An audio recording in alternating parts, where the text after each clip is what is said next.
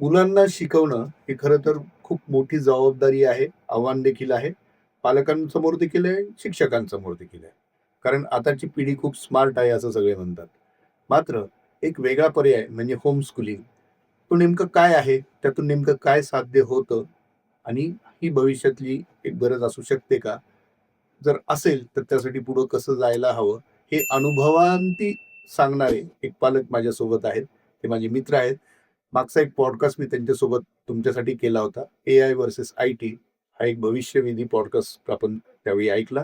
तेच आमचे मित्र मनोज देशमुख यांनी आपल्या मुलींसाठी हा ऑप्शन निवडला आणि त्यांचाच आज अनुभव आपण जाणून घेणार आहोत. सर नमस्कार. नमस्कार. आपला मागचा पॉडकास्ट मनोजजींसोबत जो झाला होता एआय व्हर्सेस आय-टी आणि मग तिथं करिअरच्या संधी तुमच्या बदलणार का? काय होणार त्याचं? त्याविषयी त्यांनी खूप छान विश्लेषण केलं होतं आणि त्याला खूप चांगला उत्तम रिस्पॉन्स सर्वांचा मिळाला. या शृंखलेमध्ये जरा हटके विषय म्हणून आज आपण होम स्कूलिंग हा विषय निवडला आहे.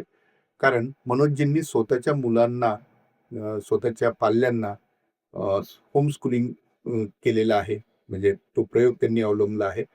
सो सुरुवातीला आपण त्यांना विचारूया, की होम स्कूलिंगचा पर्याय तुम्हाला का निवडावा असं वाटला मुलींच्या बाबतीत? अ, खरं तर माझी आत्ता जी मोठी मुलगी आहे, तिचं वय 17 वर्ष आहे. ती 12वी ला नुकतीच गेली आहे.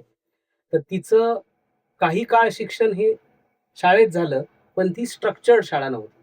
पुण्यामध्ये ग्राममंगल लर्निंग होम म्हणून एक शाळा होती, जी कुठल्याही शैक्षणिक संस्थेला ज्या काही अप्लाइड गोष्टी असतात त्यात बसत नव्हती.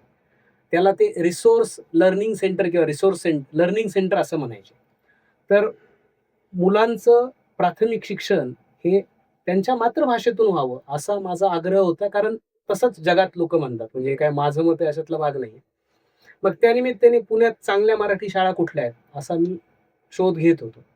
पण ज्या चांगल्या शाळा होत्या, त्यांच्यात प्रवेश प्रक्रिया इतकी जास्त माझ्यासारख्या माणसाला न सूट असणारी होती. पहाटे 4ला लाईनमध्ये राहा वगैरे. मग मी इतर काही पर्याय आहेत का असा विचार केला आणि ग्राममंगल लर्निंग होम त्यावेळची एक पर्यायी व्यवस्था मला सापडली. तर तिचं मी ॲडमिशन घेतलं. तिथे साधारण 4थी-5वी पर्यंत ती स्थिर झाली. नंतर तिथं काही बदल झाले आणि मग लक्षात आलं, की आता आपल्याला दुसरी काहीतरी रचना शोधायची गरज आहे. मग तिथून विचार केला, की अरे हे आपल्याला जमलंय असं वाटतंय आणि तिला जमलं असं वाटतंय.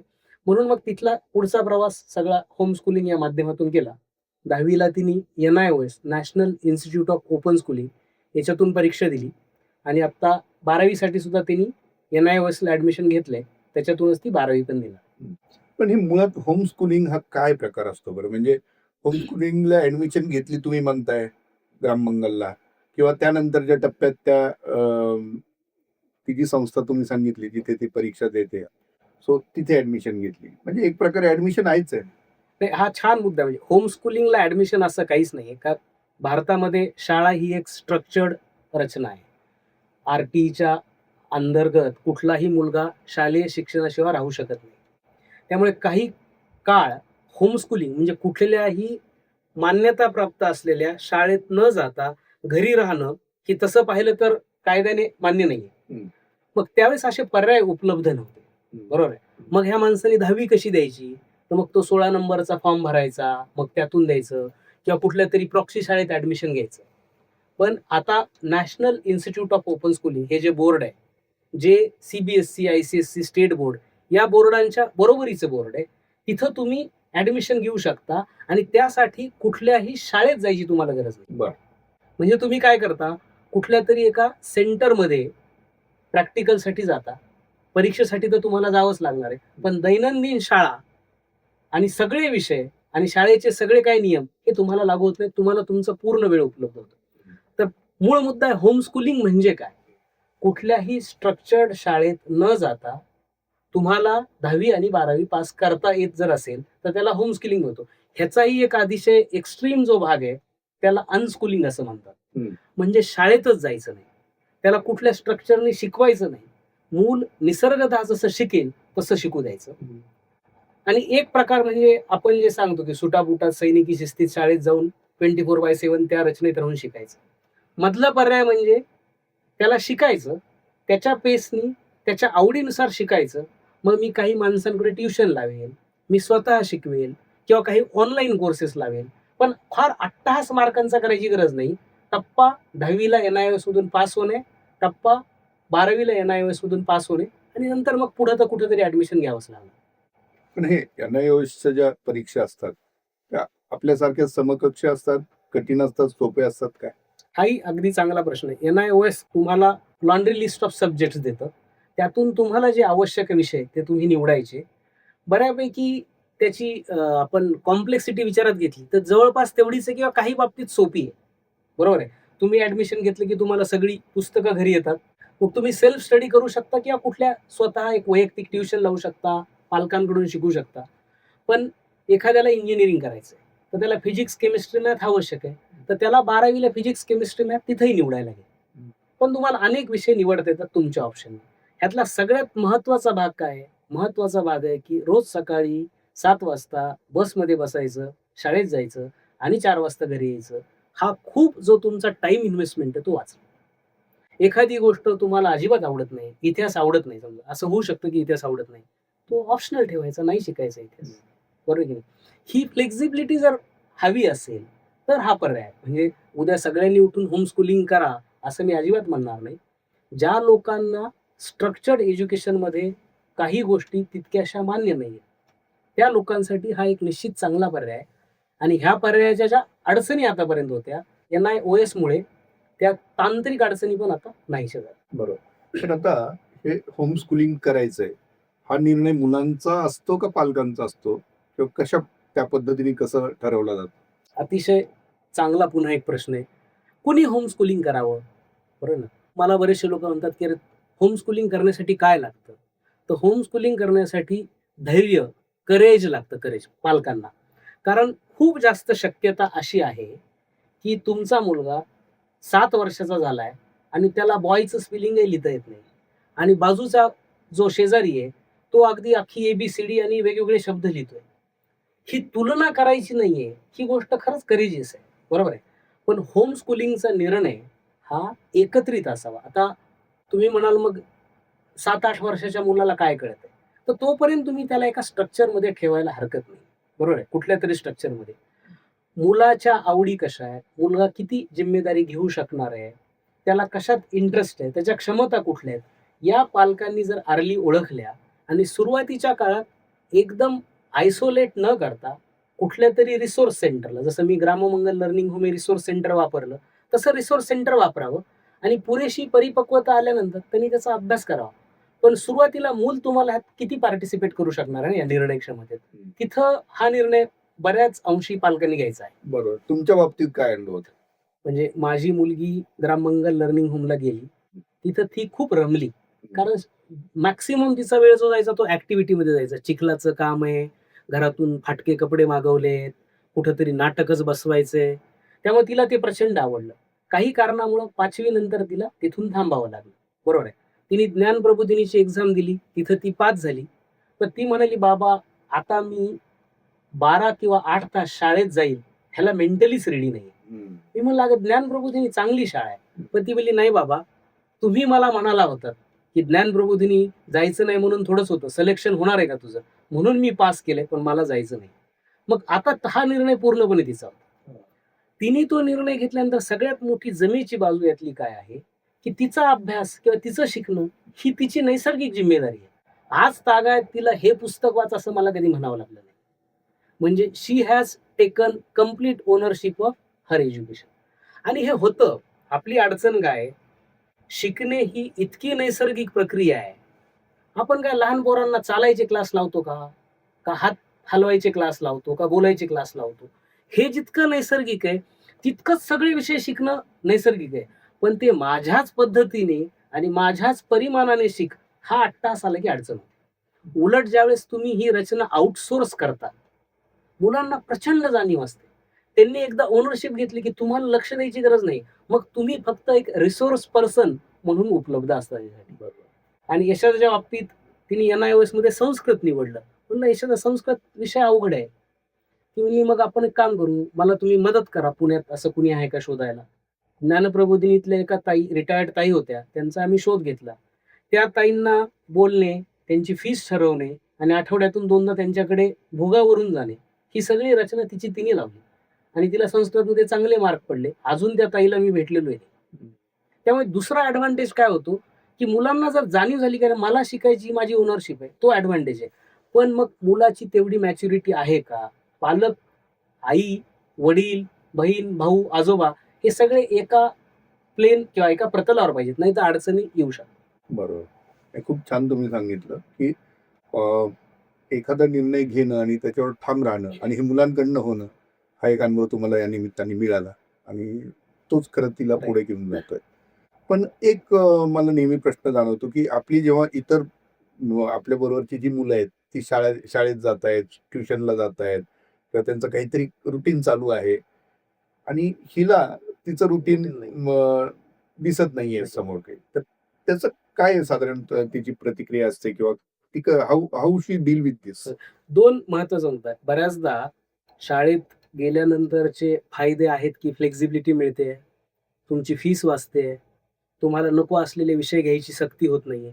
पण एक तोटा तुलनात्मक हा आहे, की जे सोशलायझेशन असतं, तुम्ही कम्युनिटीसोबत वाढता, ते थोडंसं डिस्कनेक्ट होतं.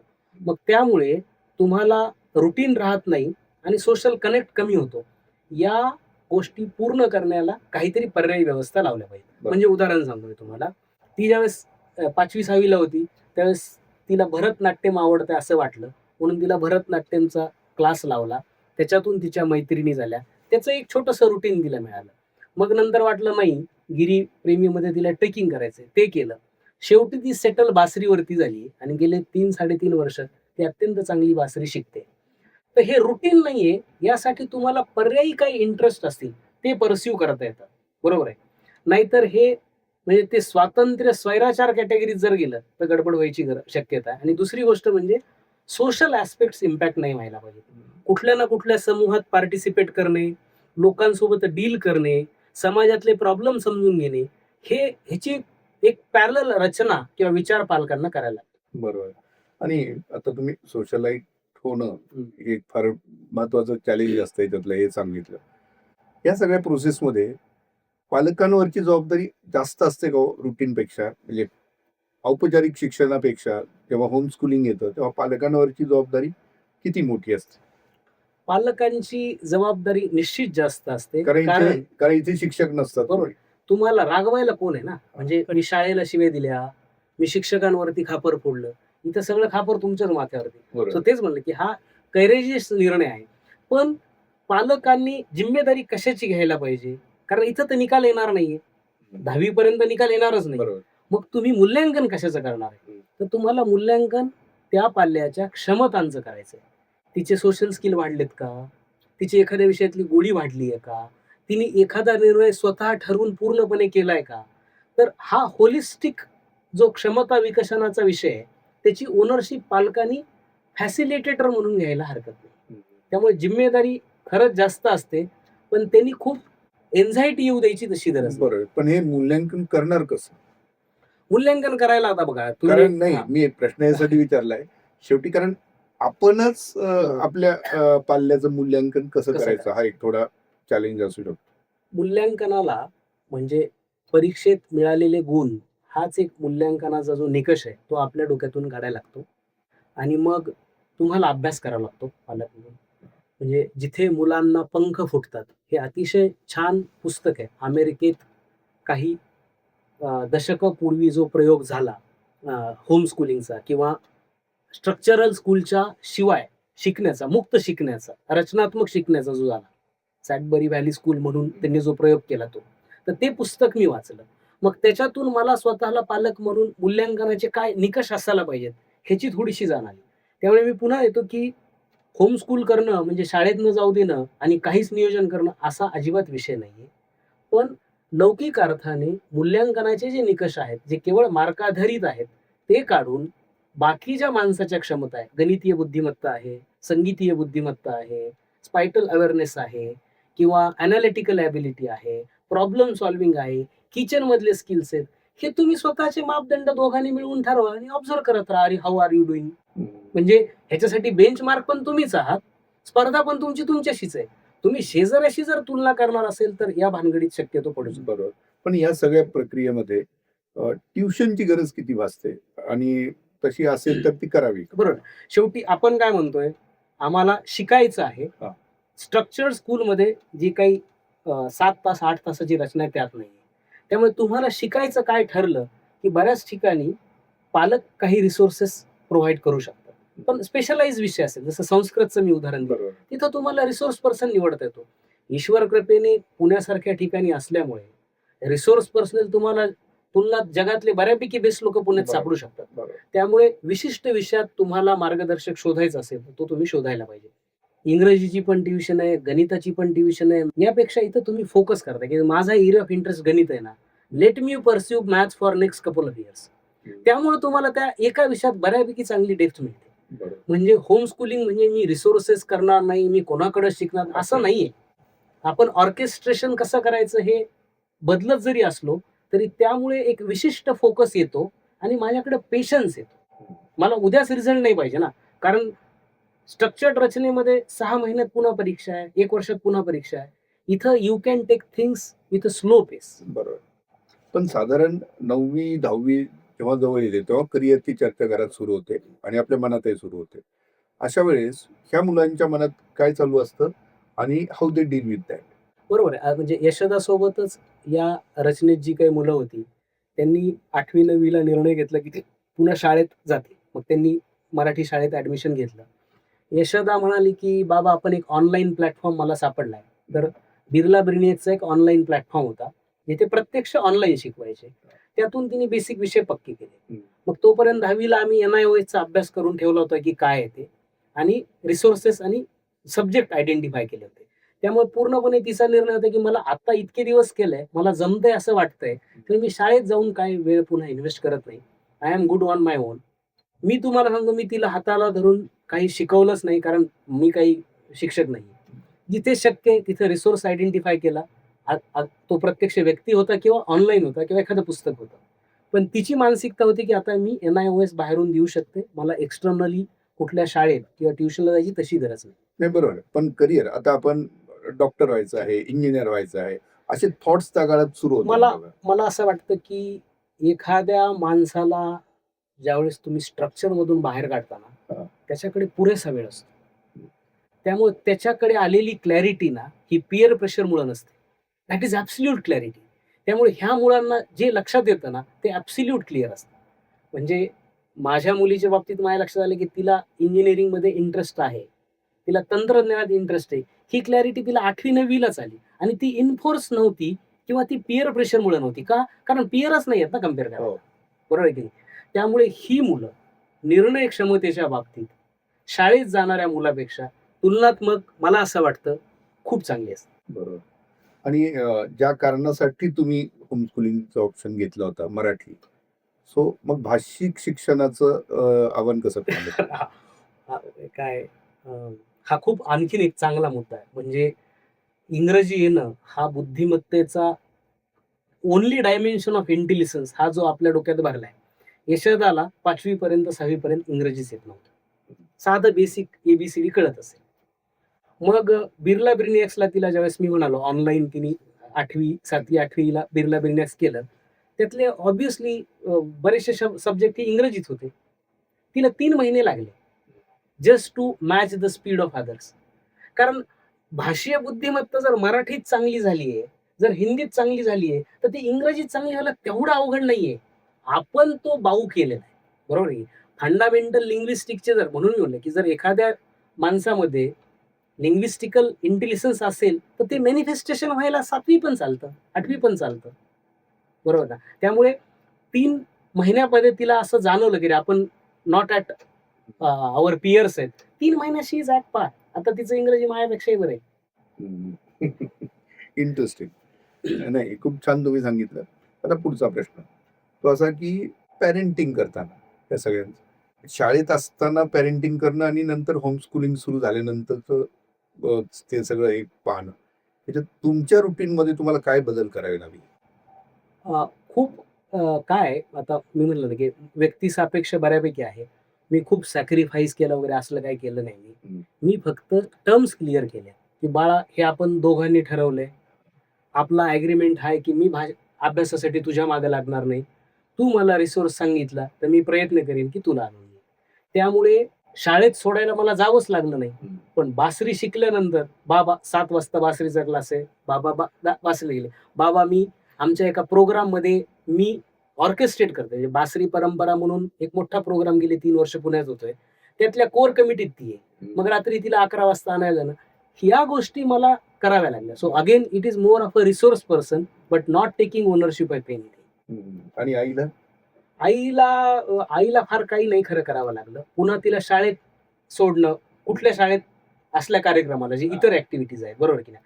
किंवा आता फॉर एक्झाम्पल म्हणजे थोडक्यात पॅरेंट म्हणून तुमची शाळा म्हटलं की जे समोर येतं ती आमच्या आणि तुमच्या याची व्याख्या व्याख्याच नाही. शाळेचा संबंध कधी आला हा. आता 10वीचे तिचे जे प्रॅक्टिकल आहेत किंवा 12वीचे जे प्रॅक्टिकल आहेत ते कुठंतरी सेंटर येतं NIOSचं.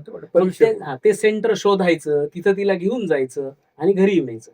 याच्या पलीकडे फार आणखीन काय वेगळं नाही. किंवा एखादं पुस्तक मागितलं तर ABCत जाऊन शोधून आणायचं. बरोबर. भावंडांच्या विचारांवर काय परिणाम होतो याचा? इंटरेस्टिंग. आता लकीली मला दुसरी पण मुलगीच आहे. तिच्यात आणि हिच्यात 7-8 वर्षाचा गॅप आहे. ती एका चांगल्या शाळेत जात होती आणि समहाऊ रोज सकाळी चिडचिड तिची नाहीची व्हायची. कारण काहीतरी सिलेबस दिलेला असायचा. म्हणजे वय वर्ष 6व्या माणसाला 100 शब्द पाठ करून आण, हे तसं अमानवी आहे मला जर विचारलं तर. पण आता शाळेत स्ट्रक्चर्ड घातलं होतं आणि सोशल ऍस्पेक्ट मिस होऊ नयेत म्हणून तिथं घातलं होतं.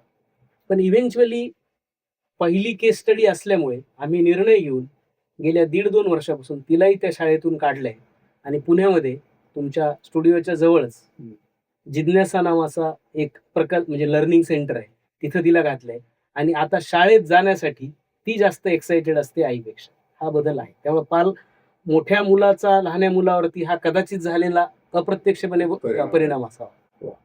इंटरेस्टिंग.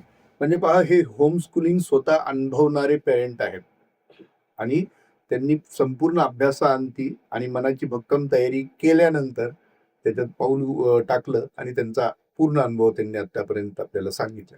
एक पुढचा अतिशय महत्वाचा प्रश्न सर, करिअरच्या संधी या मुलांसाठी कशा आहेत ज्यांनी होम स्कूलिंग मधनं पुढे आलेले?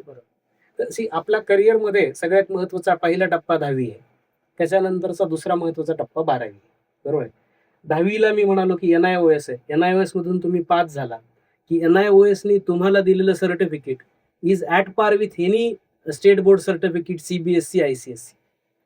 आता 11वी-12वीचे पुण्यातले तुम्ही जर मुलं पाहिला, ते काय करतात, कुठल्या तरी प्रॉक्सी कॉलेजला ऍडमिशन घेतात आणि आयदर IITचं प्रिपरेशन, JEEचं प्रिपरेशन किंवा नीटचं प्रिपरेशन करतात. बरोबर आहे. त्यामुळे कॉलेजमध्ये कुणी जातच नाही. इथं तुम्ही NIOSला गेलात तर 60-70 हजार फीस भरायची गरज नाही. 2,500-3,000 हजार फीस मध्ये काम होतं आणि अटेंडन्सचा मॅन्डेटरी क्लॉज पण नाहीये. आणि NIOS मधून तुम्ही 12वी पास झाला तर it is again equivalent to any state board, CBSE और ICSE. त्यामुळं पुढच्या ऍडमिशनच्या दृष्टीने तुलनात्मक तांत्रिक कुठलीच अडचण आता तरी दिसत नाही याच्यात. नाही, पण करिअर म्हणून जेव्हा पारंपरिक ज्यांनी शिक्षण घेतलेलं आहे, so they the way they pursue, आणि ही मुलं ही कॅज्युअल असतात का ती तितकी सिरियस असतात? नाही, ही अप्रोच मध्ये कॅज्युअल असतात, पण ह्यांचं कन्व्हिक्शन खूप जास्त सिरियस असतं. कारण मी तुम्हाला म्हणलं ना की तुम्हाला खूप जास्त वेळ आहे. माणूस नाही, शिकणे ही अत्यंत नैसर्गिक प्रक्रिया आहे. त्यामुळे ज्यावेळेस या लोकांना वेळ असतो, तो वेळ तुम्ही कसा युटिलाइज करता, तुम्ही त्याला वेगवेगळ्या ऍक्टिव्हिटीला लावता, नाटक पाहता, सिनेमा पाहता, कुठंतरी गिरीप्रेमी सारख्या ट्रेकिंग इन्स्टिट्यूटला जाता. त्यामुळं स्वतःच्या करिअर बाबतचं कन्व्हिक्शन ह्यांचं 8वी-9वीला बऱ्यापैकी स्ट्रॉंग होतं. त्यामुळे करिअरचा निर्णय जे घेतात त्याला ते स्टिक होतात. म्हणजे माझ्या ओळखीत होम स्कूलिंग करणारा एक मुलगा आहे, जो माझ्या मोठ्या मुलीचाच वयाचा आहे. तो त्याच्या मामासोबत एका अलगीवरती रिसर्च करतो. 16-17 वर्षाचा वय. काय कमालीची क्लॅरिटी आहे. त्यामुळे मला असं नाही वाटत की रादर दीज गाईज डेव्हलप हे lot of clarity at very early age. Right. Very good. म्हणजे करिअरचं तुम्ही सांगितलं की त्यांनाच क्लॅरिटी आहे. ओव्हरऑल व्यक्तिमत्व म्हणून पारंपरिक शिक्षणातनं जे घडतं व्यक्तिमत्व आणि याच्यातनं तुम्हाला काय बदल दिसतात? यांची मॅच्युरिटी खूप जास्त असते. म्हणजे वयापेक्षा थोडी मॅच्युरिटी जास्त असते. त्याचं कारण काय आहे ना, की हा कलेक्टिव्ह घेतलेला निर्णय. त्यामुळे जिम्मेदारीची अर्ली जाणीव असल्यामुळं तुम्हाला खापर फोडायला जर कोणी नसेल तर यू टेक द ओनस. त्यामुळं ही सेल्फ डिसिप्लिन्ड असतात. ह्यांची कन्सिस्टन्सी चांगली असते आणि थोडासा करेजियस असतात ते. कारण शाळेत न जाता मी सर्व्हाइव्ह झाले किंवा झालोय, that gives you lot of confidence. माझ्या आणि आता मी जेनरिक स्टेटमेंट करू शकतो का, तर कदाचित नाही. मी माझ्या मुलीच्या बाबतीत किंवा माझ्या अनुभवावरून सांगू शकतो की तिच्या लेवलच्या इतर मुलींच्या तुलनेत तिची भावनिक बुद्धिमत्ता आणि सोशल इंटेलिजन्स नक्कीच चांगला डेव्हलप झाला. आणि आता शेवटचा प्रश्न, मी मगाशी करिअरचा उल्लेख केला. काय असतं की जनरली आपण कशासाठी शिकतो, तर आपल्याला कुठेतरी चांगल्या कामाची संधी मिळावी, बरोबर आहे. मग आपण डॉक्टर, इंजिनियर किंवा काय कुठल्याही फील्डमध्ये आपण जायचो, आर्किटेक्ट असेल किंवा कुठेही आपण जातो. त्यानंतर येतो करिअरचा म्हणजे नोकरीचा प्रश्न. आणि मग एम्प्लॉयर तुमचा जो आहे तो तुमचा ट्रॅक बघतो. अशा वेळेस होम स्कूलिंग ज्यांचं झालेलं आहे त्यांच्याकडे बघण्याचा अप्रोच कसा असायला पाहिजे असतो? अजून ती खरं भारतात परिस्थिती नाहीये, कारण भारतात होम स्कूलिंग तेवढं रुळलेलं लोळलेलं नाहीये. विदेशात home school people are look differently. म्हणजे बाकी सगळं सोडा ना, तुम्ही स्टीव्ह जॉब्स घ्या, बिल गेट्स घ्या किंवा फेसबुकवाले मार्क घ्या, ही सगळी मंडळी स्कूल ड्रॉपआउट आहे. Forget about school, home schooling. ते तर शाळेतच गेले नाहीत ना. म्हणजे आयदर ते होम स्कूल्ड आहेत किंवा सेल्फ स्कूल्ड आहेत किंवा अनलर्न कॅटेगरीचे. त्यामुळे क्रेडेन्शियलाइज करायला गेलं तर कुठं कमी पडतं असं नाही. अमेरिकन सिस्टीम मध्ये जेवढं मी मित्रांशी तिथल्या बोललो, दे आर परसिव्ह डिफरंटली आणि त्यांना जास्त चांगल्या पद्धतीने बघितलं जातं असं अमेरिकेत माहिती आहे. भारतात ती अजून वेळ यायची बाकी आहे. पण coming back to the realities of today, आत्ता पुन्हा एआयच्या बदलत्या काळामध्ये तुमचं क्वालिफिकेशनपेक्षा तुमचं स्किल आणि स्किलमध्ये सुद्धा तुमचे ह्युमन स्किल्स, तुमचा इमोशनल इंटेलिजन्स, तुमचं सोशल इंटेलिजन्स, तुमचा कॉन्फिडन्स, तुमचं डिसिजन मेकिंग, तुमची जजमेंटल ॲबिलिटी, या गोष्टीला जास्त महत्त्व येणार आहे. आणि होमस्कूल्ड माणसात ते डायमेन्शन तुलनात्मक चांगले असण्याची शक्यता जास्त आहे असं मला वाटतं. आता खरोखर शेवटचा प्रश्न, पण तो सर्वांसाठी. ज्यांच्या मनात आता हा आपला एपिसोड ऐकल्यानंतर असं आलंय की आपण आपल्या मुलांसाठी याचा विचार करावा का या ऑप्शनचा, त्यांच्यासाठी तुम्ही काय सांगाल? म्हणजे कधी करावा हा विचार जर करायचा असेल तर, आणि कशा पद्धतीने मग आपल्या मनाची तयारी त्यासाठी करायला हवी? मला वाटतं खूप उशिरा करू नये. म्हणजे 10वीला गेल्यानंतर होमस्कूलिंगचं काही राहत नाही, बरोबर ना? प्राथमिक शिक्षण हा महत्त्वाचा टप्पा आहे. साधारण 6-7 वर्षाचं मूल असताना थोडासा विचार करायला हरकत नाही. त्यासाठी तुम्हाला स्वतःला पालक म्हणून होमवर्क करायची गरज आहे. आणि त्या पद्धतीनं आपल्याला स्ट्रक्चर करायला लागणार आहे. म्हणजे मी काय म्हणतो की फक्त घरी बसून ठेवून चालणार नाही. कारण समाजाशी पण त्या मुलाची नाळ जुळली पाहिजे. मग आपण होम स्कूलिंग करतोय आणि स्ट्रक्चर्ड स्कूलमध्ये जात नाही, तर काय पर्यायी व्यवस्था आहेत याचाही आपल्याला पालक म्हणून विचार करायला पाहिजे. पण मूल साधारण 6-7 वर्षाचा असताना जर विचार केला तर तुलनात्मक चॅलेंजेस पुढे यायची शक्यता कमी. आणि ईश्वर कृपेने पुण्यामध्ये असा प्रयोग करणारे अनेक पालक मंडळी आणि ग्रुप आहेत. अशा कुठल्याही लोकांना तुम्ही संपर्क केला तर ते बऱ्यापैकी चांगली याच्यामध्ये मदत किंवा मार्गदर्शन करू शकतात. तर मित्रांनो, एक अतिशय वेगळा विषय आणि कदाचित हा भविष्यात ट्रेंड म्हणून समोर येऊ शकतो असा विषय म्हणजे होम स्कूलिंग, तो आज आपण हाताळला. आणि मनोज देशमुख सरांनी त्यांचा अनुभव आपल्यासमोर मांडला आणि हा विषय उलगडण्यास मदत केली. धन्यवाद. धन्यवाद संतोष.